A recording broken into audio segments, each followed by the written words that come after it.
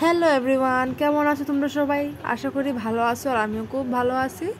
সকাল 8:30 বাজে আর আমি যেহেতু আইসি আমার বাপের বাড়ি, মানে মায়ের এখানে আইসি, তো সুনাতা দিদনের সাথে ঘুরতে পারছে।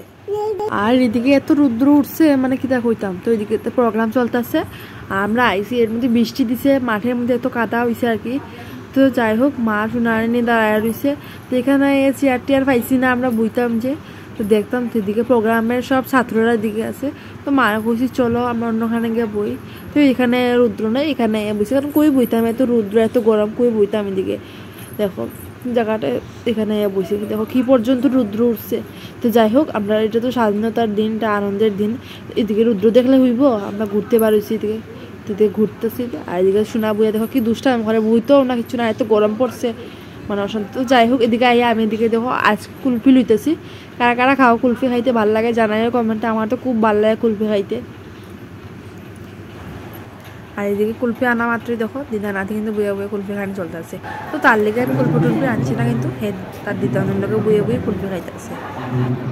আর এইদিকে দেখো আমি কিন্তু যাইতেছি, এদিকে যাইতেছি 12 মজা খাইতাম। তো ওইদিকে সামনেই দোকানটা, ওইদিকে যাইতেছি। তো আমার হচ্ছে একলা একলে যে লক ধরছে, খুলে না নিলে হইতই না, এটা লেগে খুলে নিয়ে নিয়ে গেছে এত রুদ্রের মধ্যে।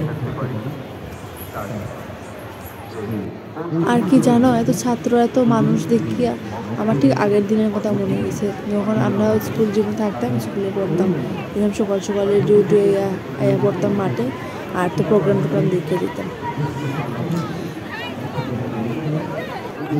তো সেই দিনটা থাকে না, স্মৃতিটাই থাকতে যায়।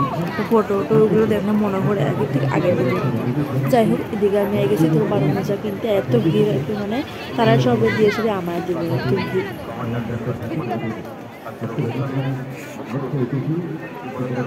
তো টাটা সবাই রে, আজকের মতো এই ব্লগটা এখানে শেষ করলাম। দেখাবো নেক্সট ব্লগ, আবার নেক্সট ভিডিও নিয়ে। বাই বাই, ভালো থাকতো সবাই।